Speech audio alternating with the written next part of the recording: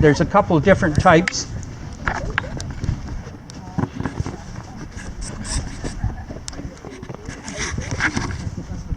And if we're going into corn stalks, which are longer, the discs do a better job of just chewing up the corn stalks than what the cultivator does. The cultivator does more of a leveling job. And again, you can just see where the orange lines are here. Virtually, these fold up very nicely, but they still are wider than the width of the pavement. And it's just, we also then, with these, we can hook onto a roller or either one of those machines to be able to pull behind, again, just to pack down the earth. And the other thing is, it also buries some of the stones to level it out. So it's just light enough, it's really not doing, it's, good point. It's just the first top. Yeah, it's just, and that's the critical reason why you want to make sure the ground is dry enough so that you minimize the effect of that. Because it's not only that, it's also just going over with the tractor itself. The tires will add to compaction and everything else. So it's important to be able to have the ground ready to be worked rather than thinking, like you can go over the ground with the pieces of equipment, but that doesn't mean to say that the ground that you should be there, that the ground is actually dry enough to work. So when we're rolling, it's to, again, level it out more, because when we're combining beans, the header of the combine runs right on the ground.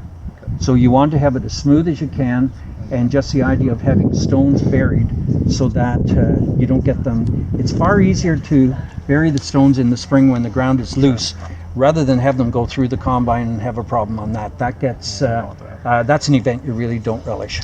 No. And just use that as an example. Even if you get good weather, it normally takes 6. I don't know why. You have machinery, things break, you will have something that happens, you will have to do something else.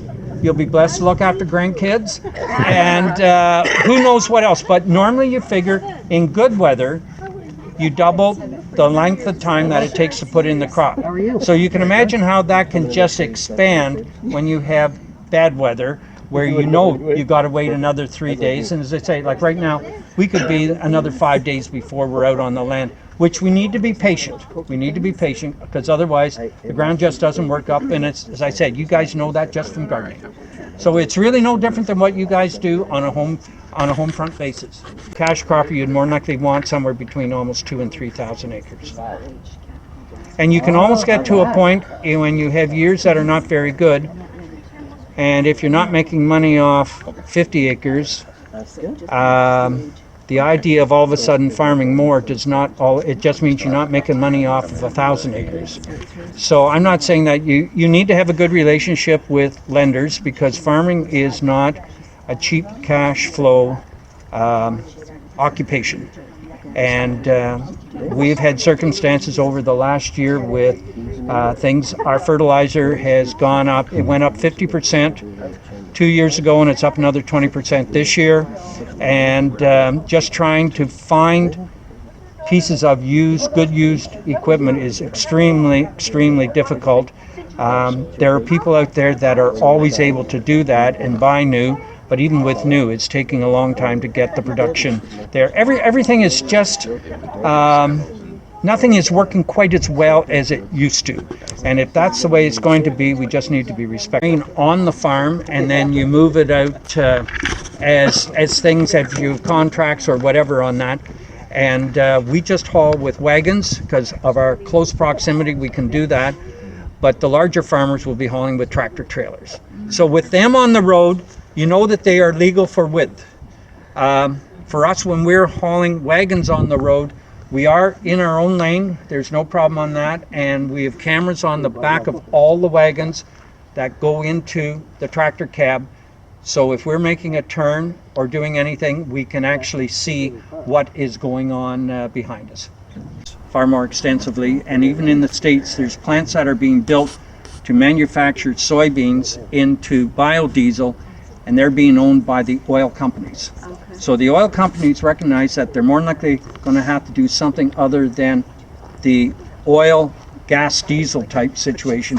So they recognize that this is a fuel, and it's actually been tested for planes. So wow. There's a hope that that will expand the market for that. And it's controversial whether or not, unfortunately, there's a lot of people that are starving in the world, and then you're using food for energy. And we in Canada need to just sit back some days and just say we are totally blessed. A couple of different things. Corn's planted on 30-inch rows. Soybeans normally are planted on 15, and wheat is planted on 7.5. It's just the way it's done. And you could say 7.5, two of them make 15, two 15s make a 30. Can't you have something that does all three? There are some planters that do it, but the challenge is with corn and soybeans, what we're trying to do is singulate the seed as it goes into the ground. So it's not that we're kind of, let's say with gardening, you kind of put the seeds between your 2 or 3 fingers and you go along. That's what we call almost just a bulk spread, rather than you're singulating out each seed. So what this planter does here, this is what we use for corn and soybeans. So it has the capabilities of planting on 30-inch rows and 15, and it has the capabilities of singulating the seed, which just helps to get uniformity and hopefully better seed soil contact and just better placement as you go on. This unit has liquid fertilizer that we put on it. The other drill over here is actually what we use for wheat, but it can also be used for soybeans. And it has 2 compartments at the back, one that's used for seed and the other one that is used for dry fertilizer. So they're different. They're both the same width. They're both 30 feet. And this one is in actually transport position. And again, we kind of put markers out in front to give you an idea of what the width is. And if we just go through a wee bit, you're welcome to come back. And when you sit in the tractor, you will realize what you see out the back isn't all that great. So we have GPS on the majority of the tractors that are doing field work with cameras. So we have a camera on the back of both of these units to be able to see. Because if you stood behind the green unit and looked forward, if you were in a car, you can't see anything. That is approximately 70 to 80 feet long. That shed is 100 feet. So when you're pulling out to pass that unit that might be only going 15 miles an hour, you might think it's only the length of 2 cars. Then you get a big shock, and it's not going all that fast, and we can't. If you've got guardrails or mailboxes or the garbage day, you just can't pull over. So we need to work together on that.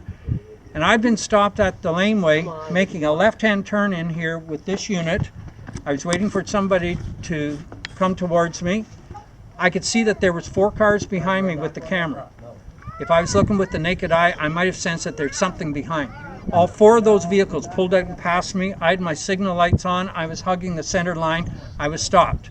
So it's just, as farmers, we try to be aware of this as much as we possibly can, but it just gives the general public an indication of there's things that we can do and there's things that we really can't. So everybody just needs to cooperate, and it just makes it safer for everybody. And as I said, with the cameras on the back, we found them invaluable to just be able to know what is going on around. When you're in the field, it doesn't really matter.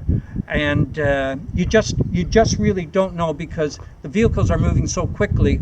All of a sudden, you can look behind and say there isn't anybody there. And it's only really when you need to be turning that you have to be super conscious on it.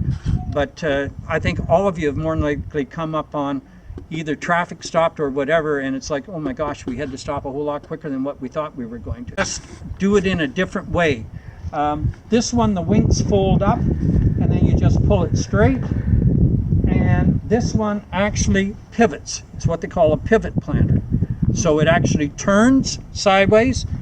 And how we get power to some of these things, there's 2 main ways that we get power from the tractor to the implements. There's hydraulics, which can run pumps, and there's also a shaft called the power takeoff shaft. And it can run pumps, it can run augers. In a lot of situations, you use both of those. These tractors are not new, so they don't have the same hydraulic capacities that the newer tractors have. and some of the potato equipment require quite high hydraulic capacity, so they end up requiring newer equipment than what, like our equipment just wouldn't fit in for the type of job that they require. You guys hoe your garden or hoe your fields. And I said, that's a wonderful concept. What is your idea of what the size of a field is? Well, I'm thinking of like our garden. I said, well, it's not quite the same, and hoeing is a manual job in a lot of situations, and I just politely said, like, where do we find the people to hoe?